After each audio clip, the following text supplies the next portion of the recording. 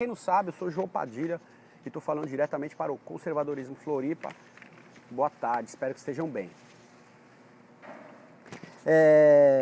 Eu fiz alguns vídeos e eu vou deixar disponível no IGTV que fala sobre a aplicabilidade do impeachment dos ministros do STF. Tá? É uma coisa notória, todo mundo sabe, mas a gente deixou consignado aqui. Se você tiver alguma dúvida, tem alguns aspectos. São inúmeros pedidos feitos, por exemplo, pelo Modesto Carvalhosa e por um procurador da Justiça. Mas a gente conseguiu os aspectos mais importantes. Tá? Eu vim aqui hoje falar sobre a entrevista que teve que deu o presidente Jair Messias Bolsonaro, nosso presidente, para a Rádio Jovem Pan, na pessoa do Augusto Nunes. Tá? Então a primeira coisa que foi levantada lá foi referente à substituição do ministro da Educação, que até então era o Ricardo Vélez Rodrigues, brasileiro naturalizado, tá? Ele é colombiano, mas ele é brasileiro naturalizado. Muitas pessoas falam que ele é colombiano, ele nasceu na Colômbia, mas ele é brasileiro naturalizado. Então houve alteração do Ricardo Vélez Rodrigues, entrou o senhor chamado Abraham Weintraub, referente unicamente, segundo Jair Messias Bolsonaro, referente à gestão. Então o problema do ministro da Educação seria questão de gestão. Então a gente pôde observar, vocês estão me ouvindo bem? Eu estou falando no microfone aqui, ó, não sei se está funcionando. Dá um like aí, coraçãozinho, só para eu saber se está funcionando. Se o áudio estiver ruim, por favor, vocês escrevam, tá? Então, essa substituição, ela aconteceu unicamente por uma questão de gestão. Não foi nada pessoal, pelo contrário. O Ricardo Vélez Rodrigues, ele, para quem não sabe, ele foi indicado por nada mais, nada menos do que Olavo de Carvalho, juntamente com Ernesto Araújo, nosso ministro das Relações Exteriores. Então, o que acontece? O Ricardo Vélez, ele tem aproximadamente 20 livros e conteúdos sobre o Brasil. Para quem não sabe, ele se apaixonou por uma brasileira e tornou ele um grande estudioso da nossa nação. Talvez ele saiba mais do Brasil do que muitos de nós, tá? Então, isso que aconteceu. Houve a alteração do Ministério agora, o Bolsonaro ele agradeceu a participação do Vélez, o Vélez se manifestou no Twitter agradecendo também ter participado do governo. Isso foi uma questão de hombridade dos dois, muito interessante, né? Coisa que não aconteceu com a substituição lá, com a retirada do Bebiano, por exemplo, tá? Então, isso a gente pode ver que ele saiu pela porta da frente e isso foi maravilhoso pra gente. Só que agora, senhores, entrou uma pessoa séria, tá? Eu tive a oportunidade de ver Abraham falando na Cúpula Conservadora das Américas em Foz do Iguaçu. E eu confesso para vocês, talvez tenha sido uma das melhores palestras que eu assisti nos últimos anos. E eu sou uma pessoa que eu gosto de ouvir bastante. Falo muito, mas eu gosto de ouvir bastante também, principalmente quando as pessoas são inteligentes. No caso desse senhor. Ele e seu irmão palestraram no mesmo dia e foi muito engraçado. Além de eu me divertir muito, dados muito interessantes, tá? Esse senhor, ele vai revolucionar o MEC. Ele é altamente gabaritado, não só de estudo, mas de experiência. Ele é uma pessoa de sucesso e altamente crítico referente à ideologia política, tá? É uma pessoa de direita pura. É uma pessoa que defende os ideais que a gente lutou durante toda a campanha, por exemplo. Ele fala a língua do Bolsonaro, mas o Bolsonaro já deu a carta branca para ele. Então o que acontece? Bolsonaro vai avalizar as coisas que ele falou. Então, como mesmo Bolsonaro disse ao Augusto Nunes na entrevista, os ministros têm tido 95% de autonomia. Ele tem só 5%. Ele quer saber o que está sendo discutido, né? Ele não quer ser passado para trás e depois dizer que assinou sem ler. Então, ele diz que tem 5%, o resto é autonomia do ministro. Olha só que interessante, né? Como o próprio Sérgio Moro, a gente sabe que teve, tá? Então, outra situação interessante da entrevista do Bolsonaro foi o aspecto que ele mesmo levantou referente referente à qualidade do ministro. Vamos supor, você está montando um time, você é técnico, você tem essa leitura superficial da estratégia que você vai utilizar para aquele jogo. Por exemplo, vou fazer uma aproximação assim, tá? Então, eu sou o técnico, eu vou nomear lá o atacante tal, o meia tal, o lateral tal, né? No meu caso, eu nomearia todos do Corinthians, mas não vamos entrar no mérito. Então, o que acontece? Perguntou para ele, você nomearia uma pessoa mais inteligente que você? Ele falou, o que eu mais quero é uma pessoa mais inteligente do que eu, que saiba exatamente o que está fazendo dentro da sua área, tá? Foi o caso do nada mais, nada menos, Sérgio Moro, né? O Augusto Nunes, inclusive, deu risada e falou, você sabe que se o Sérgio Moro se candidatasse a qualquer cargo, ele seria eleito. E, de fato, foi, né? Como a gente pode ter o exemplo até da Janaína Pascoal, que foi uma das... Só um minutinho. Foi uma das propositoras do impeachment da Dilma. Oi, voltei. Ah, vai voar. Então, ela foi eleita, né? Ela é uma pessoa aguerrida e tal. Ela tem os posicionamentos dela, não concordo com tudo, não sou obrigado. Tchau. Vou um texto aqui que eu tinha feito. Então, eu não concordo com tudo que ela fala, não importa. De qualquer forma, Sérgio Moro é a pessoa ideal para aquele cargo ali, por enquanto, porque pode ser que vague cargo no STF e eu não duvido que ele seja ministro do STF, talvez o melhor ministro do STF, até os 70 anos. Então, pessoal, é isso que ele falou. Ele falou, inclusive, que ele faz questão e ele já vislumbra a possibilidade de ministros desse governo de participar da próxima eleição, como presidente, olha só, ele já faculta essa possibilidade, porque são todos de direita e a gente quer gente de direita no governo, né? Eu sou bolsonarista, todos sabem, só que se vier outro, se por acaso numa disputa ocorrer a vitória de um outro candidato que seja de direita, né? Não digo o caso do Sérgio Moro, porque eu tenho algumas restrições referente à ideologia política dele, mas eu acho que seria uma boa, tá?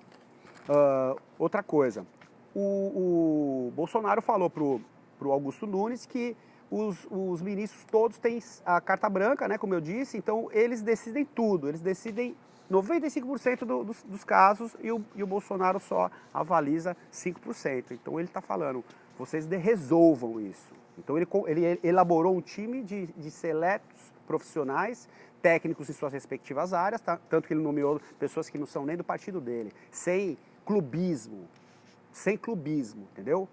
O fato é não nomear ninguém do PSDB, né? PSDB, PT é a mesma coisa, para quem não sabe. Para quem não sabe. Deixa eu só dar um salve aqui pro pessoal. Elô, boa tarde. Rodrigo Mendes, Juliano Vargas, Roberto Claudemir, manda grandes conteúdos para mim. Obrigado, Roberto. Priscila Mendes, Dida Carline, BB 1985, Balica, Roberto Claudemir, já falei, Priscila, Sandra Borges, 1, 2, 3, 4, Léo Siqueira, Sandra, Léo, Priscila, já falei, Gilmar Rodrigues, Aninha, Sueli, Roberto, travando um pouquinho, mas tá ok. Bernardo Matos, se estiver travando, você coloca ali embaixo. Bernardo Matos, valeu, salve, salve. Paula Souza, Sandra Borges, Roberto, my brother. Fabiana Matos, Douglas, Alessandra Sardá. Obrigado, Alessandra, as camisas ficaram ótimas, tá? Grande satisfação, foi nossa colaboradora nos eventos aí. Ela doou grande parte do material que a gente tem de camiseta, ó, de coração. Muito obrigado. E dessa vez a gente teve a oportunidade de retribuir comprando material de vocês. Obrigado. Vamos aumentar porque teve bastante saída, tá? Fabiana Matos, Claudemir, Roberto, Claudemir, já falei. Câmbio opressora, sinistra. Vamos lá. E Fer Cacetari. Pessoal, continuando então, eu estava falando sobre a entrevista de Jair Bolsonaro referente aos 100 dias dele para Augusto Nunes. Então, uma das coisas que ele colocou foi o sucesso referente ao leilão dos aeroportos, que foi excepcional. Então, eu não me lembro exatamente o número, tá, do dinheiro que entrou para a União, mas foi uma quantidade enorme. E quando você privatiza, você melhora, em tese, o serviço, a qualidade do serviço. Então, a gente pode exigir como consumidor. É difícil hoje você falar para a União, pô, o serviço da Previdência Social, a saúde está ruim. Vai procurar quem? O PROCON? Eu não vi, eu não conheço, sou advogado, não me lembro de alguém processando a União porque o serviço do posto de saúde está ruim. Deveria acontecer, né? Ia ter uma chuva, ia uma tese de direito. Então, o leilão dos aeroportos foi ótimo, foi um sucesso, tá? Ele está colocando dinheiro em caixa. Foram 21 mil cargos de confiança que foram exonerados. Isso proporciona aproximadamente uma economia de 214, se não me engano, 200 milhões de reais por ano. Para vocês terem ideia, um diretor do Banco do Brasil ganhava 60 mil reais. E como vocês têm noção, o teto do funcionalismo público é o dos ministros do STF, tá? Então, que é 34, 35 mil reais, mais ou menos esse sentido, assim. Então, eles ganhavam 60 mil reais, tá? Então, foram cortados 21 mil salários. Referente à Lei Rouanet, ele se manifestou também. O que ele disse? Que a proposta que vai ser resolvida, muito provavelmente hoje, é de que a Lei Rouanet deixará de ofertar por projeto 60 milhões. Vocês ouviram bem, 60 milhões de reais para 1 milhão. E os globais estão enlouquecidos. Enlouquecidos. Por quê? Porque eles mamam na teta do governo há 26 anos. 26 anos aparelhado, tá? Então, vagabundo defender governo, vagabundo defender presidiário, é porque quer continuar mamando na teta. Devia ter honestidade, devia ter hombridade e vergonha na cara, se é que tem família, né? Tá? Dá pra... Você tá ouvindo aí, William? Consegue ouvir? Consegue ouvir o que eu tô falando ou o áudio tá ruim? Não perde nada porque minha voz é horrível. Então, é um fonezinho aqui que... Pô, enfim, vamos lá. Ai, meu Deus. Então, de 60 milhões caiu para 1 milhão. O pessoal tá enlouquecido, né? Não é possível sobreviver com 1 milhão da Lei Rouanet. É isso que eles estão reclamando, tá? Então, uma das coisas que foi mencionada foi sobre a questão de reeleição ou não do presidente da República. Mas tudo isso depende de uma reforma política. Então ele colocou meio que uma carta na mesa dizendo o seguinte: se houver a discussão da reforma política, se diminuir o número de deputados, diminuir o número de senadores, diminuir o número de vereadores, por exemplo, isso daí seria um bem tão grande para o Brasil que ele retiraria a sua possível candidatura à reeleição. Olha só, hein? Que profundo que é isso daí. Então ele facultou uma reforma política que vai vir mais para frente. É difícil, hein? É difícil uma pessoa assumir isso aí. Ele foi verdadeiro. Se você tiver a oportunidade de ouvir os pingos dos is da tarde de ontem, você vai ver exatamente o que o Felipe de Moura Brasil, que eu não gosto muito dele, e o José Maria Trindade também se manifestou nesse sentido. Eles falam, ó, eu nunca vi um político falar com tamanha honestidade, tá? Então, outra coisa que é importante, que foi discutido também, é a reforma da Previdência. Ele acredita que a reforma da Previdência vai ser aceita sim. Para quem teve a oportunidade de ver no feed aí, eu postei uma matéria que saiu, um rodapé assim, do Estadão, se não me engano, dizendo o seguinte, que a reforma da Previdência, do jeito que está sendo colocada, se ela for aprovada, Bolsonaro tem reeleito, tá? E o ganho seria de tantos milhões. Não se pode fazer uma reforma dessa na Previdência. Porque se essa reforma passar, o Bolsonaro está reeleito. É isso que foi dito na matéria, tá? Então a reforma não pode ser de 1 trilhão, ela tem que ser de 600 mil, 1 bilhão tem que ser de 600 mil, uma coisa assim. Então eu não posso aprovar 100% da reforma, tá? Isso quem está falando é a bancada, a oposição, né? Então, ele tem que se reduzir até 60%, para não ser uma reforma tão boa. É isso que eles querem dizer ao final, tá? Deixa eu dar mais um salve aqui, então. Conservador professor, obrigado. Roberto, Lei Rouanet. Eliana Gilberto, tá bom o som, mano. Lizinho, faz a live no Face para poder compartilhar. Vou fazer. João, do canal do YouTube. Sim. Ok. Eu fiz alguns vídeos aqui, tá? A gente já montou a página no YouTube e eu vou inserir também. Só que assim, como é a live eu consigo falar uns 10, 15 minutos. No YouTube a gente tem que colocar vídeo de 3 minutos, 4, porque, porra, é um estorvo, né? Se eu ficar falando aqui, a gente fica 1 hora. Eu não quero isso pra mim, eu não gosto de ficar assistindo vídeo comprido, tá?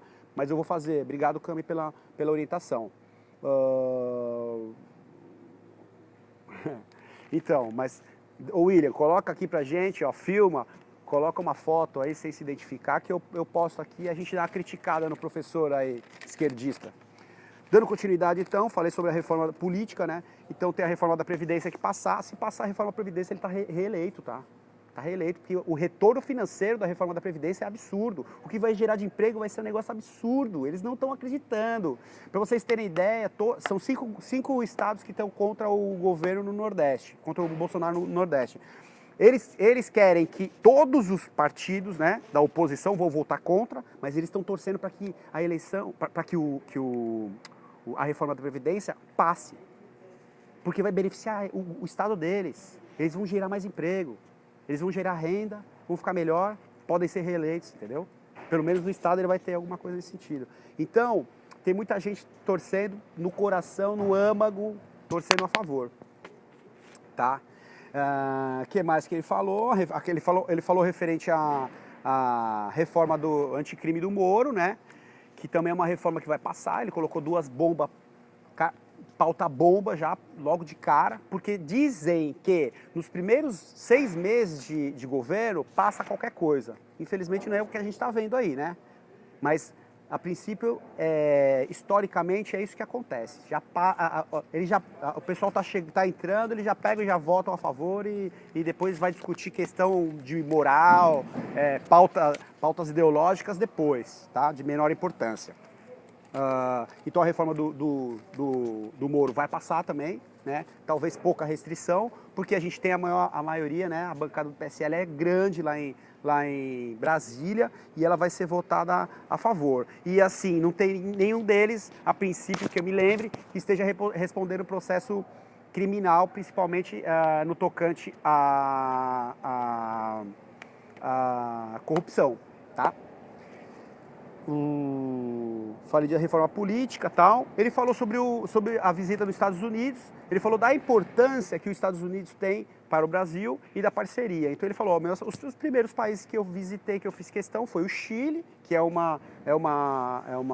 ícone na América Latina, né? Sem dúvida é um país que hoje ele tem um governo de direita, que ele tem que estar projetado, tem uma renda per capita alta, e ele fez as considerações dele positivas do Chile, que eu acho que não tem negativa, tá?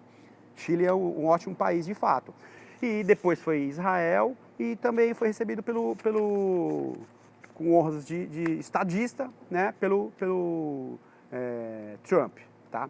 Então há uma discussão referente ao Conselho, as políticas externas do Brasil, da gerência dos Estados Unidos no Brasil. Então ele falou assim, eu não vou resolver nada sozinho, nada sozinho. Primeiramente vai ser questionado o meu Conselho de Segurança Nacional.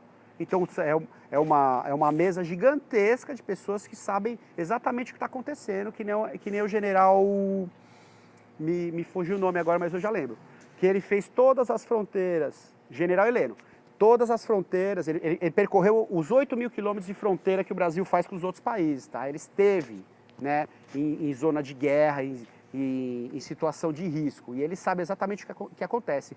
Quem tiver oportunidade e ainda não viu, veja a entrevista do general Heleno que ele deu na Globo News, se não me engano, tá? A vermelha, Globo News.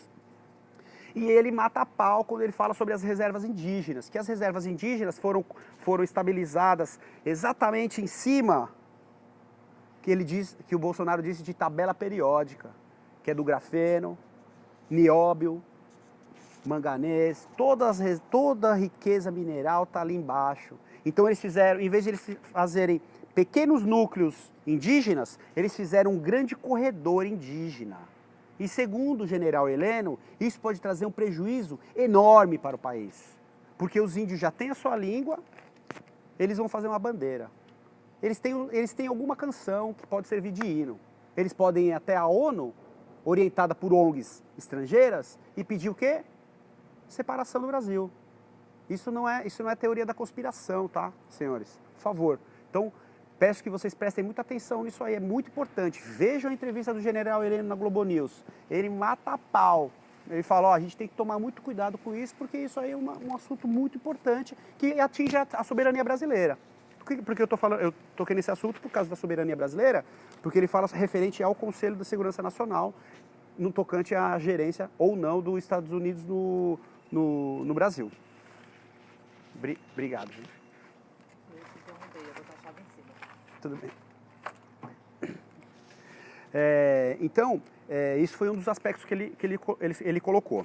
Tá? Então, além de passar pelo Conselho de Segurança Nacional, vai também passar pelo Parlamento. Os parlamentares vão falar, não, a gente não quer que o Trump lance foguete da base de Alcântara que está sucateada. Porque eles não vão lançar foguete do Trapiche, né? Eles vão fazer uma base tipo Cabo Canaveral, entendeu? Então, acho que a gente só tem só tem benefício. Não existe questão bélica de gerência ali dentro, tá? Se os Estados Unidos quiser, ele dá um cuspe no Brasil.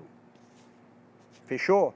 Se a Venezuela entrar em guerra com o Brasil perde, pra vocês terem noção do poderio bélico que o Brasil não tem. Fechou? Beleza. Então vou dar continuidade aqui. Ele ressaltou a importância do Carlos Bolsonaro na eleição dele. O Carluxo, o Pitbull. Para quem desdém da família, então ele falou da importância dos 3 filhos, do Flávio, do Eduardo e do Carlos. E a gente sabe. Eu tenho algum conhecimento por intermédio de outras pessoas que é amigo do Carlos e a gente sabe qual é a personalidade dele, tá? E ele está alinhado com o pai e nada vai separar eles.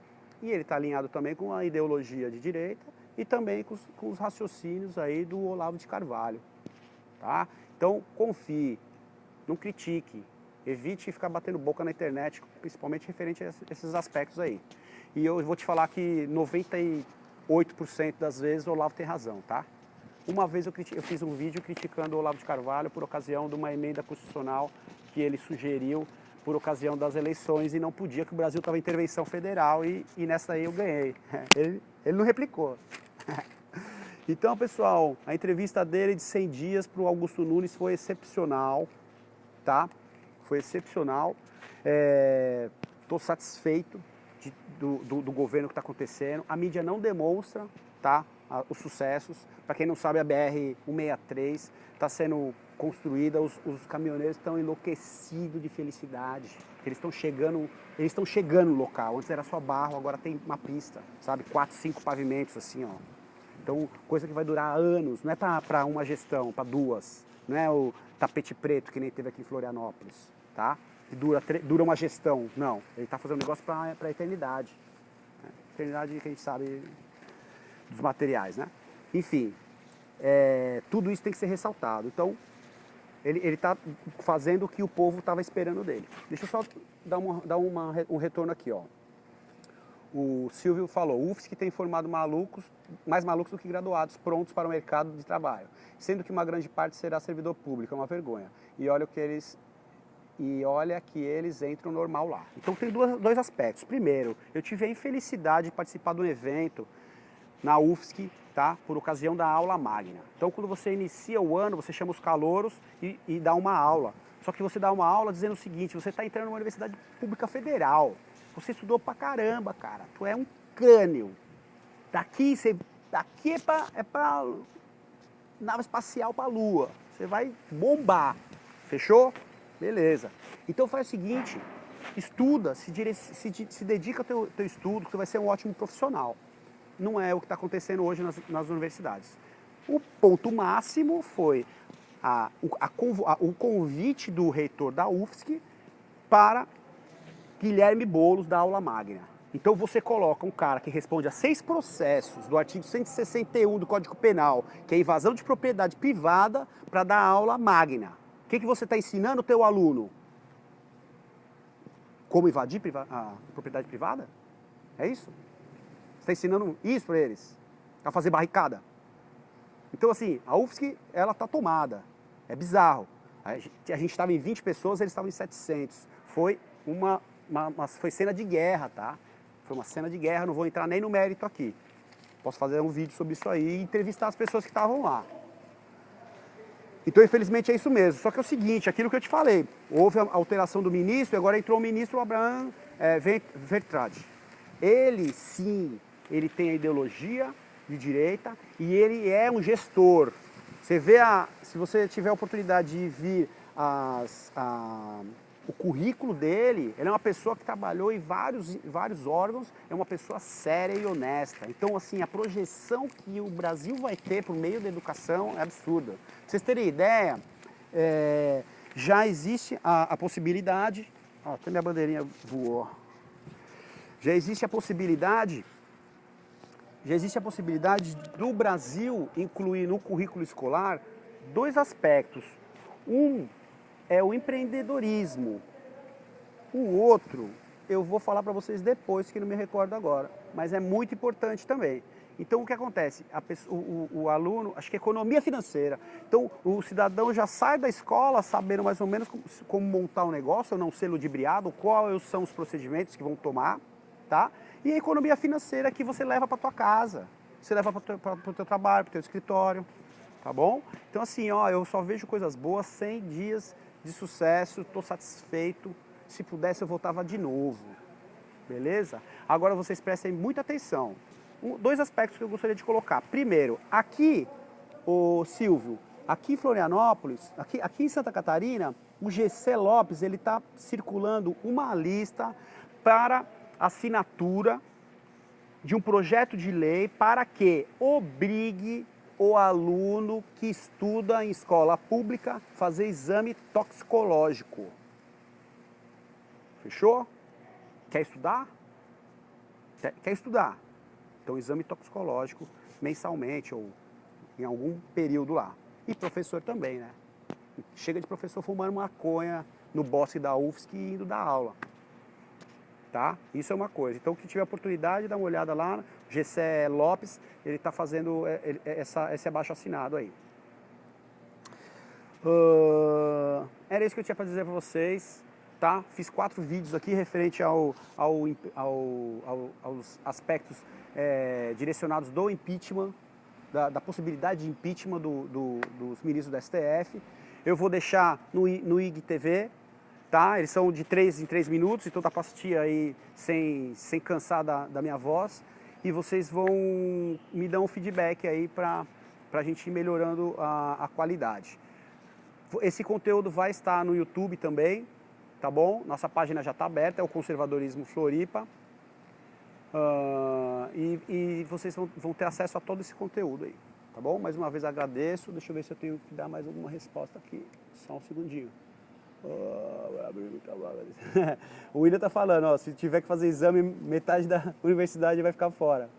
Concordo plenamente, Roberto, isso aí. Terrorismo. Então, foi sinistro lá, viu? Foi sinistro. O pessoal cobre a cara e vem pra cima de você pra dar porrada. Vi pedra voando, cara. Pedra desse tamanho, de 200 gramas, assim, ó. Se ela voa a 60 km por hora, afunda a cabeça da pessoa. Se o Mútuo fizer um pronunciamento em rede nacional, resumo dos 100 dias, óbvio, óbvio. Ô Eliana, perfeito o que você está falando, tá? Exatamente, mas até o Eduardo Bolsonaro colocou no Twitter dele. Ele fez uma enquete, o que vocês acham do presidente da República se manifestar semanalmente em rede nacional? Porra, 89%, meu. Se manifestou